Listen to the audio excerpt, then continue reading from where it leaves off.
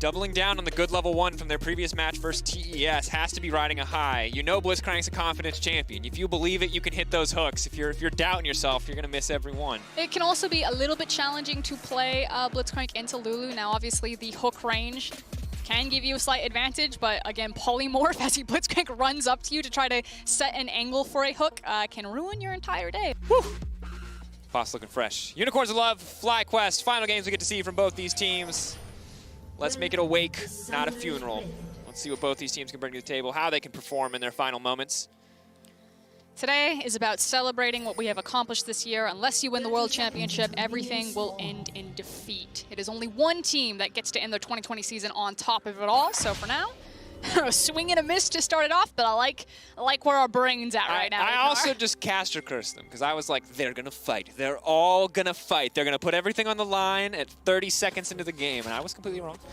They're chilling, they're waiting, they're playing back, they're respecting the Blitzcrank. They saw what happened to TES in the previous game. They're painfully aware that they do only have a level 1 Kassadin here against a lot of champions who are much stronger at level 1. That said, maybe they 5-stack in the bush and wait for a late Oh no, game. they're coming, it's coming. Here we go. Surely it's coming. Oh, here we go. Round 1. Now remember, chat, the first rule about Fight Club is that you don't talk about Fight Clubs. Everyone be don't quiet. clip this no matter what happens, okay? We're in the bush. Can the 5-man stack save this? Okay, they're going around the corner. Keep No. inside to the wall. They don't even know. They don't even Surprise! Wild Turtle, 4-shot, now coming out. Santorin's gonna be in trouble. He gets the smite down, but now he's running for the hill. He's ticking away. That's some deadly venom, but it's not quite enough to finish the job. Santorin's still grabbing the camp, and No Man still has to run for his life. FlyQuest, they avoid disaster, and at the end of the day, I think they come out on top because Power of Evil just one lane. Yeah, line is a pretty big yikes for No Man's right now. No Man's, you cannot walk up to that, sir. Good sir, please, back away. And like you said, Santorin, he got the Raptor camp. He's already level 2. He manages to hop his little butt all the way to his own Raptors, and he's now double Raptor into red buff. He's going to be feeling very good. And No Man's is just waiting for mercy for this wave to crash into his tower and hopefully farm safely. I mean, to be fair, this is very thematically accurate. Vayne is basically Lady Van Helsing, right? And No Man's is playing Vampire. How are you going to make this one work? No, I'm just saying, this is just thematic. Like, we've got the theme, the lore matchup in the mid lane. Because as you know, the audience's favorite thing is to hear about the lore of League of Legends in the midst of a very highly competitive esports. Take the tower shot, Power Evil. Yes. Okay. All right. Now, Power of Evil is going to feel really confident to do this because he knows that Anonasik is going to be on the top side of the map. He's got a nice little board on his top pixel brush, so he can be as aggressive as he wants here. Now, with Solo also crashing this monstrous wave topside, he can either get a cheater recall, which I expect he'll do. He should walk into this brush. Oh no, he's actually going to go hunting for Anonasik. This is, of course, going to be a pretty easy game for Santorin to play out. He has 2 lanes of pressure working in his favor. While Power People does have to back off here, so maybe they have to concede something elsewhere. The good news for UOL is they are sustaining pressure on the bottom side. The range advantage of that Lulu, as well as her early poke damage, makes sure the Gadget can at least push in for now. Will get harder as more levels get under the belts of FlyQuest. The potential of an all-in starts to grow. No Man's is dead. Happy B. Sad B for No Man's. Other good news for Unicorns of Love is they did manage to get a Scuttle Crab. They got the bottom one. However, they were chased off of the top one as we trade Crab for Crabs. Now Santorin is starting his bot lane jungle, and No Man's is back in the lane and ready to go. Yeah. Of course, one of the Kassadin builds historically was blue Kassadin, and you could opt for tier into things like the Frozen Fist or Frozen Heart, which made him nigh impossible for AD champions to kill. And it is triple AD on the enemy team, so the dream of late game scaling Kassadin is certainly not dead, and its itemization, I expect that No Man's would be willing to bust out if he wasn't only at 16 CS at this moment in time. Oh, Snare connects, that's going to be big, because now Ignar gets to waddle forward. Not going to look for the follow-up, though, as Wild Turtle's burned all of his ammo. The fake Hex Flash, you gotta respect it. That's very cute. You think he's going to Hex Flash, you're thinking, like, what angle is he going to come at, and he just throws the Q? That's the real mix-up. Not throwing the hook, potentially better. Solo flashing in, though. He wants a solo kill of his own. Boss gonna make it out, though. Obviously, Boss without his flash. Oh no. No Man's is gonna make it out in the end, but that's his flash now gone. Obviously, No Man's without his flash. Boss and No Man's, they're in a bit of trouble if these waves get frozen on them. Boss has had his wave frozen on him by Solo, and now he is might be left out to dry if he doesn't get that to crash and reset back towards his side of the lane. And Power Viva can do the exact same thing for No Man's. Yep. And it is going to be really rough for UOL to try to weather this storm. And remember, the last time we saw these two teams face, it felt like a lot of trading blows in the early game. This time around, it feels like complete and total dominance from the side of FlyQuest. 38-24 in the top lane, 30-24 in the mid lane. Cassidy doing a decent job, all things considered, if he hadn't already died. In the bottom lane, even though Gadget and Santos are able to get that push earlier on, they are already down 11 CS. So, big win here in the early game for FlyQuest. It looks like they are not willing to give up that high they rode in the TES game. They're looking to double down. So, Boss with his time had walked over into the Krug camp and has placed a ward. You can see that it's spotted out by Santorin now. So, I would expect that Ananasik will make his way towards his bot side camps and maybe try to trade for a dragon, knowing that Santorin's probably going to finish Krugs and then grab top scuttle as it spawns. The issue is that he doesn't have priority in any of his lanes. Yeah, this is a ludicrously difficult game, I think it's safe to say, for UOL to play out, as there's a little bit of bluffing here around the control ward. But Santos, good enough map awareness to know where the enemy is going to be, so it doesn't have to be too scared of the rocket grab. Yeah, and because Ananasik took his back and didn't pick up a control ward, usually if he had the control ward, I would assume he'd try to go over the back of the pit and then control ward and try to sneak the dragon away. But because he doesn't have that, it's, again, as I like to say, the white flag has been waved as UOL are just going to have to sit tight for a little while, try to get, the TP probably back up on Boss, and at least more levels for this Cassian before they try to make moves on this map. Yeah, and so far overall, while it is a 1,000 gold lead for FlyQuest, level 6s are now starting to come in for No Man's, for Boss. So things will start to get easier, maybe not in individual lane matchups, but with a little bit of jungle help they certainly could, as Ananasik continuing to give up jungle camps here and there. Hold that thought, that's going to be the lockup, that's going to be the snare. Now the Lulu's going to be in trouble, but they're chasing down Wild Turtle. Only level 5 for Gadget. He has to kill this Jhin. If the ulti comes out, Lulu is probably dead here. Ignar now in trouble as well. Santorin on the way down. That's going to be another trap, locking it up. Gadget trying to run for the hills. The sidestep just barely against the wall, and it looks like Santos is going to drop here. Clean kill pickup for Wild Turtle, but Ananasik ready with the punish. Doesn't look like it's going to work out. Ananasik has to be really careful here. It's going to get locked up. The flash forward, that's the pull back. There's not any mana for anything else. Ananasik trying with the fancy footwork, but he's not going to be able to dodge out on that one. Gadget has to be careful here. Wants desperately that CS. That's about 3 waves worth of creeps. My God. He's going to give up so much if he can't CS here. He has no mana either. If he takes over to level 6, maybe he gets to ult, or maybe he just immediately dies. And I hate to be the bearer of bad news, but it's not getting better at all on the top side of the map, as Gadget might die here. Oh, No Man's in the mid lane. Oh, look at mid lane. They've given up 2. Oh, they're dying in the Cassian. The Cassian's dead. Yeah, a little late there, but we got it in the end. Okay, so for those who missed Solo's adventure, not only did he dive mid lane and kill No Man's with Power of Evil, he proxied 2 waves on top side. Look at the CS difference.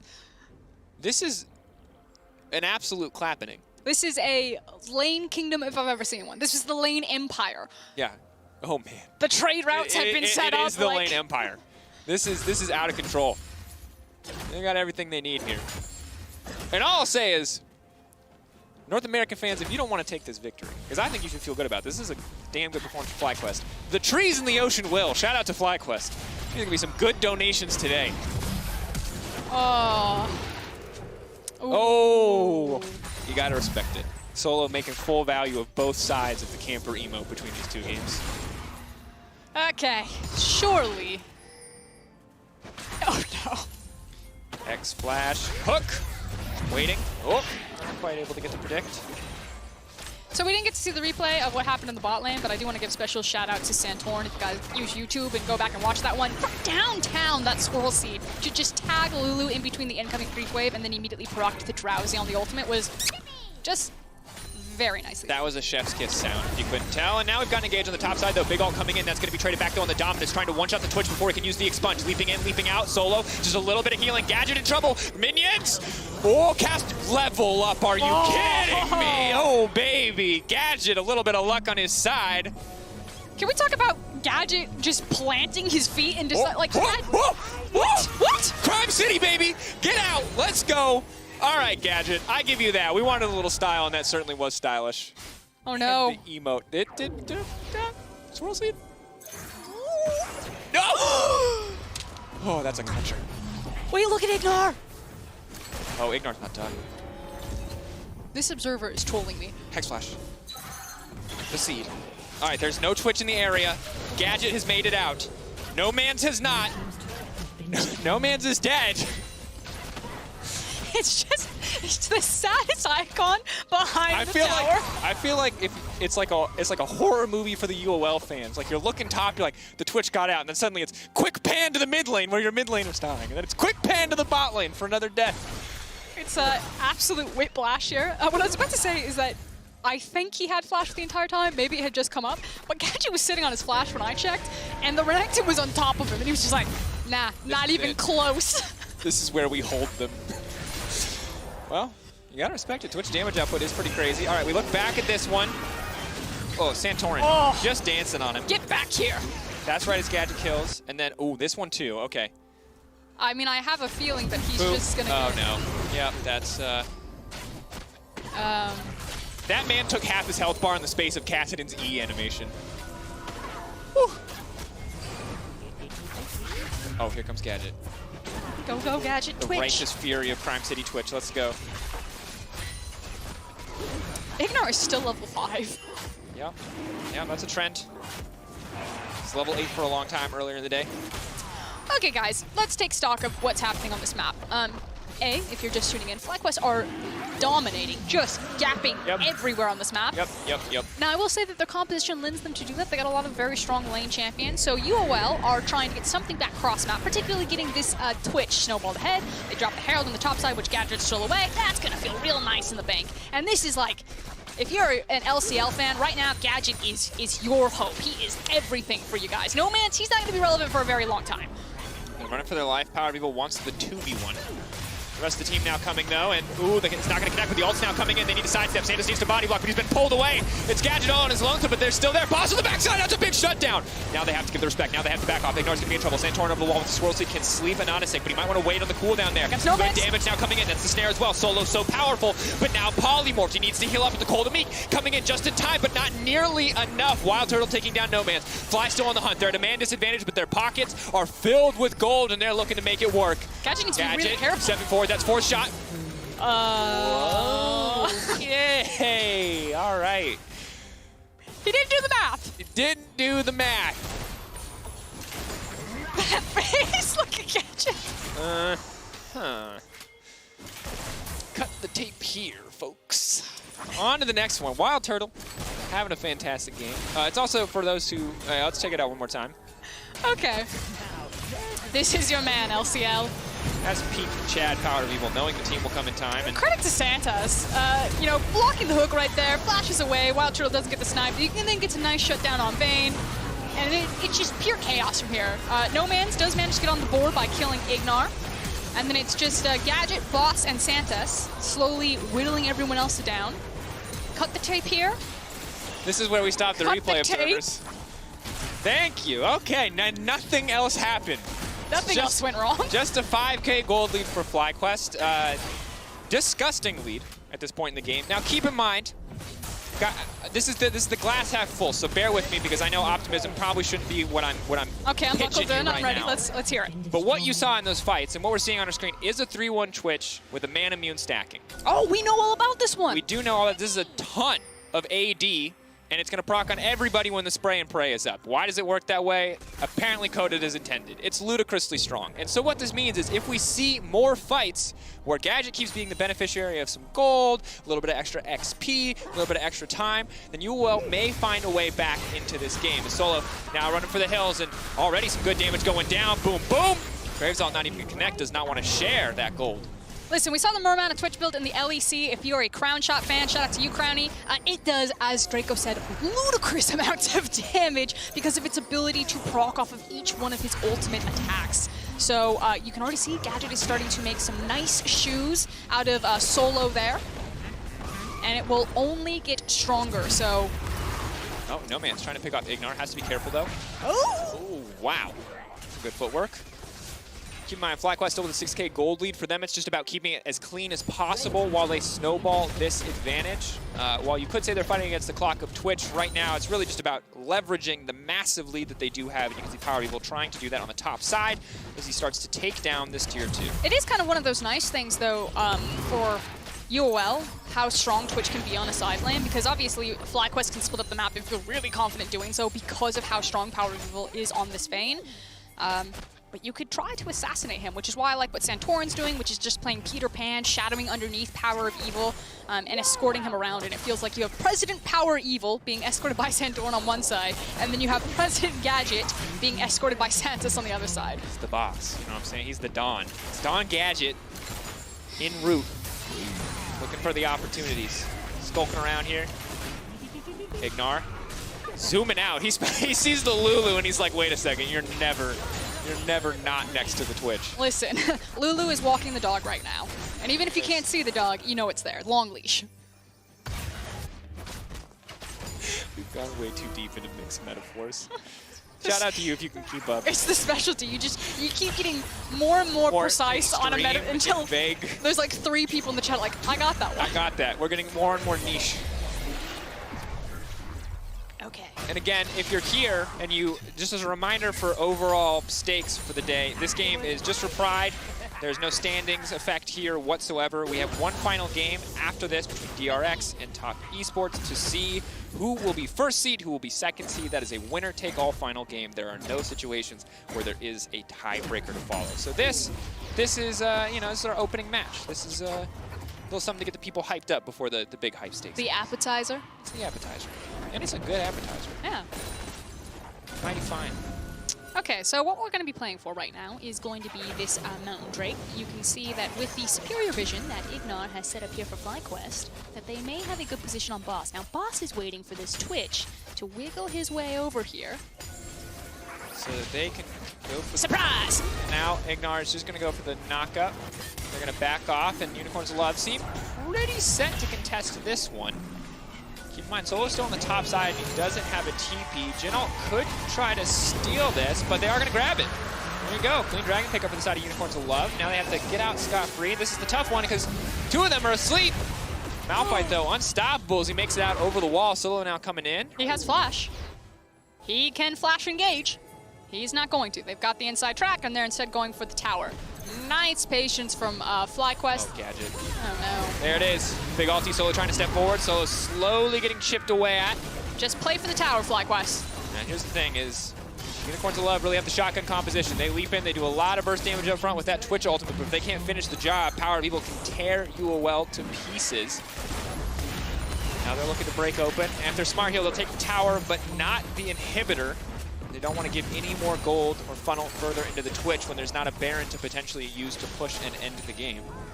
Yeah, now at this point, FlyQuest can try to get maybe some chip damage, find a pick here on this tower, but want this wave to obviously hit, so there's no potential freeze here, but they should reset and start playing again top and mid until the Baron or the next Dragon spawns. And this game is getting wilder by the minute, and while the gold numbers for FlyQuest certainly make it feel like it is an inevitability for them to win, Gadget is getting stronger, as is Kassadin. And while a behind Kassadin is certainly not the normal level 16 death sentence we like to look at, it is still a big threat. It's also really dangerous for certain members of FlyQuest to step too far forward. You can see Gadget trying to see if Wild Turtle will overextend for one of these minions. And if he does, that's a very fat shutdown bonus on that 4-0 into Jin. We saw the gold graph a little bit earlier, and Turtle is very wealthy. Yeah, Turtle has 3 items now. So if there's a world where Twitch can kill you emerging from the darkness, certainly it would happen because even if you flash away at that point, he simply ults and then outranges your flash away option. But it's still going to be very difficult to pull off because Wild Turtle, if he has a force shot, probably takes 50% of Gadget's health and can definitely take him from 50 to 0, no problem. Literally. He'll hit Gadget and Gadget will explode into shrapnel. 2 hits. You hit Gadget, Gadget hits the floor. This is about who finds who first. Yes. Good news is Twitch can be invisible. Bad news is Jin just drops traps and he'll find you. It is, of course, then very interesting in the pressure game. We often talk about, you know, who has better contest on mid lane tower. Not only do FlyQuest have the tower, But, you know, Wild Turtle can't push the wave past that anymore. Good thing is he doesn't necessarily need to because they pushed in all the way to the inhib. Oh, they found Malphite. That's a rock. Where's he gonna go? He's sleepy. He's There comes Power unstoppable. Eagle. He's gonna make it out. A well-timed ultimate, but not nearly good enough to turn the fight.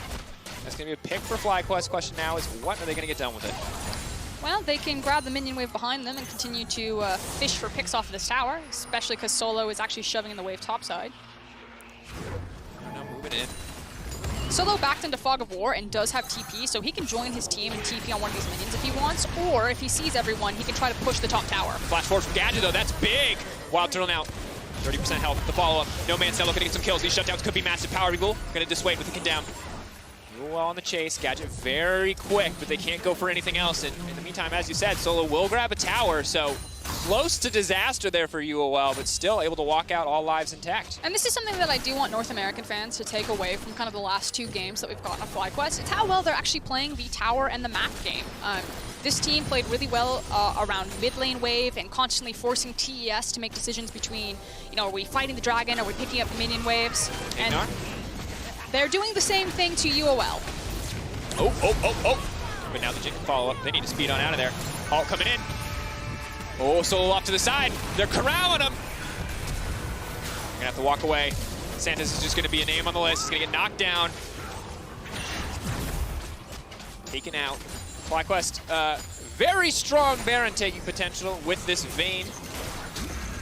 I think they're gonna go ahead and force it right now, knowing that Gadget is also relatively low health and doesn't have his cooldown available for ultimate. Boss is just about to get his, though. That's gonna be big. No Man's also reasonably strong if he stacks up that ult a few times. Santorin not in the pit. No Man's now sleepy. He is gonna ult out, he gets a little bit more space, but the watch out eat feels a little bit early. Santorin though burning a stopwatch. FlyQuest not able to take the Baron off the back on that one, but they will find a pick. Boss now in trouble. Ulti gonna be up just in time for him to use it to get out again. Oh, the silence from not Ignar. in time. Holding on to it, opting to give his life instead, knowing the 40-second death timer lower than the ultimate cooldown. I mean, he had like a small window where he could have used it to get away, but FlyQuest did manage the CC really well. Ignar using the silence, and then he was immediately kind of shoved into a wall and stunned up. Oh, you know, TP. Maybe if he's just hard smashing the button, he gets it. Oh no, Gadget's been caught out. Croc versus Rat. Croc wins every time in melee range. Solo now gonna return to safety. FlyQuest taking down the Baron while Solo and Ignar start to zone. Play a little man-to-man defense here. They're gonna back away. TP now coming in. Solo making it out as well. No Man's trying to hunt for something, but FlyQuest have already gotten the Baron. They're just trying to find a single pick, a single denial here. But Solo is still alive. He simply refuses to go down. No Man's will grab the kill in the end, but now it's Turtle on the backside. Again, 2 shots left. 1 gonna find it. 2 looking for the finish the kill off here. 1 more auto. Turtle can taste it. He's so close. The shield just barely gonna stop it, but there's the dancing grenade and the double for Turtle. Boss now running for the hills. FlyQuest absolutely dominating here in these last few exchanges. Boss barely able to make it out this time. Oh, the minion, the hero minion, blocked the hook for Boss. Gadget's now coming back. She's just gonna ult the bush. No, just gonna walk slowly into it. Here we are. This is gonna be the final stand for Unicorns of Love. Okay, it's an over 10k gold advantage for FlyQuest. They have the Baron. They have a Vayne. They've got smiles on their face. They are clearly enjoying themselves right now. As we take another look back at this one, we're starting very deep into what felt like a minute-long team fight. Like you said, No Man survives for a really long time, does manage to pick up another kill. Oh, he's gonna feel a little bit good there. And it feels really good as Jin when each of your shots is a kill. Now, unfortunately, there's a Lulu shield to deny that one from being a kill, but the dancing grenade is there. Easy double kill pickup for FlyQuest. And now they're gonna grab their second Drake of the game. Of course, no Drake Soul for UOL to contend with, but as mentioned, I'd probably take the 12k gold lead over the Dragon Soul at this point if I was FlyQuest. Yeah, especially because it feels like whatever Ignar catches, he kills. Checking in on Kassadin, level 13. Still not great. Definitely still not great. 40% CDR as he opted for this particular build path, but now we see the trap being set.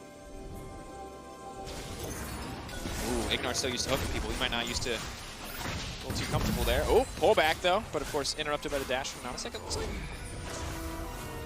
Yeah, FlyQuest, I think, actually just wasting a little bit of their Baron right there because they were trying to grab picks and no one was responsible for grabbing the wave, which means that you will get a nice safe reset for Unicorns of Love while there's nothing left to take onto the map. Look at Power of Evil. That's a really long trek to go back and get that wave and walk it in. Yeah, a little bit time consuming. Of course, 2 items there with the Ginsus, as well as the Blade of the Rune King. Half an item on the way, so feeling pretty comfortable. Oh, there it is. Thank you, observers. 700 out of 750. We also have the Seraphs now finished. Now, one of the things about this build is obviously Twitch is going to want to try to build it off of CSing rather than just spamming his abilities. He can, you know, ambush kind of back and forth from lanes, but he can't stack it as quickly as things like an Ezreal can by spamming abilities just due to the length of his cooldowns. Fastest that we've seen a stack, I believe, was 14 minutes with Crown Shot. Yeah, that one was a little nutty. That game got very quickly out of control. Yes, it did.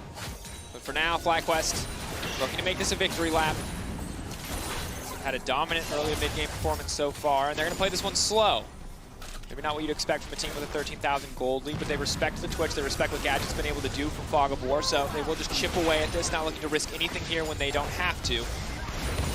Okay, Gadget got it. There it is.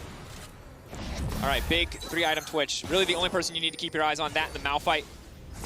Casting with maybe some cleanup potential, but if Gadget's not doing most of the damage, nothing's going to happen. Also, it just takes Ignar just catching Gadget once. Yeah, he's got a Lulu, but big one misstep and he can pop him like a balloon. He was coming out, but now the flank coming in from Solo, and again, with Twitch all down, a lot of that threat is gone. We talked about how FlyQuest kind of wasted a lot of their Baron buff because they were trying to set up picks in the red jungle side, but no one grabbed the wave. You can see that the Baron has now fallen off, and they have yet to crack anything farther. We're looking at Ignar to find a hook. As Unicorns Love actually have a lot of time. Trying to clap on Solo, but you got to keep your eyes on that hook coming in from Ignar, trying to pick him off, and No Man's still going to be able to cancel that grab and make it out. So that's a clean pick. 41 seconds till Solo's back up and alive, but it doesn't mean giving up their bottom lane tower. No, they're able to clear the way fast enough. Even the 3rd shot there from Wild Turtle, not quite able to close it out.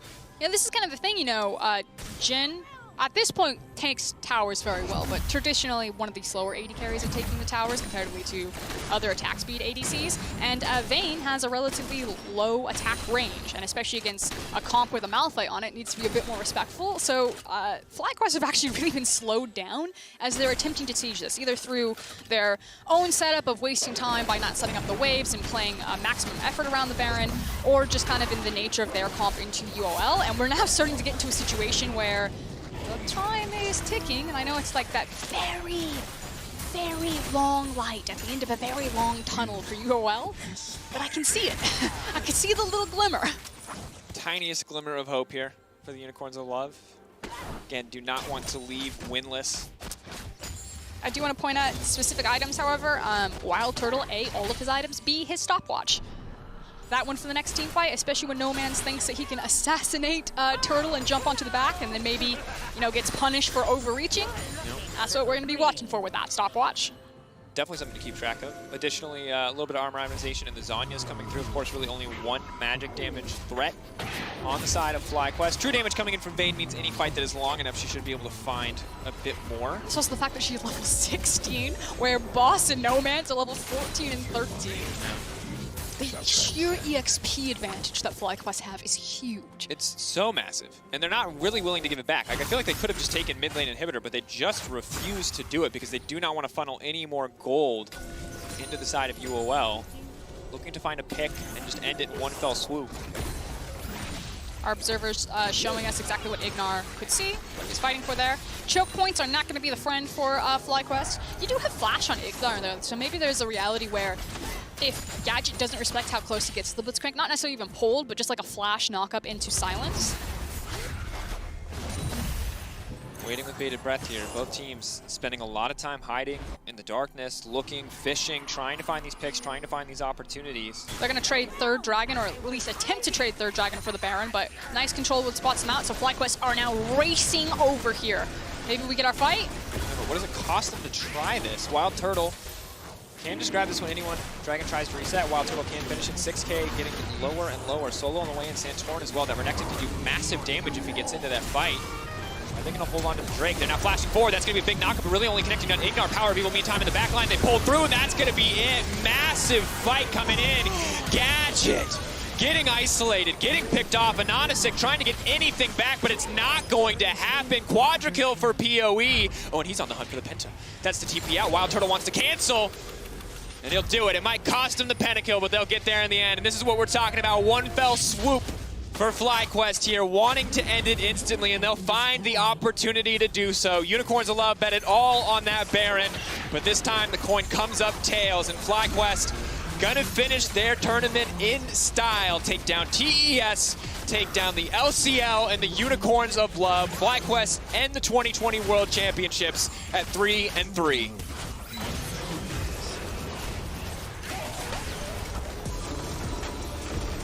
You feel good about that one. The sad gingerbread man coming out, Turtle was like, I didn't want to take it. He was going to TP to safety. I had to do it. It's true. Quadra kill for PoE. And I mean, this is the thing, is that obviously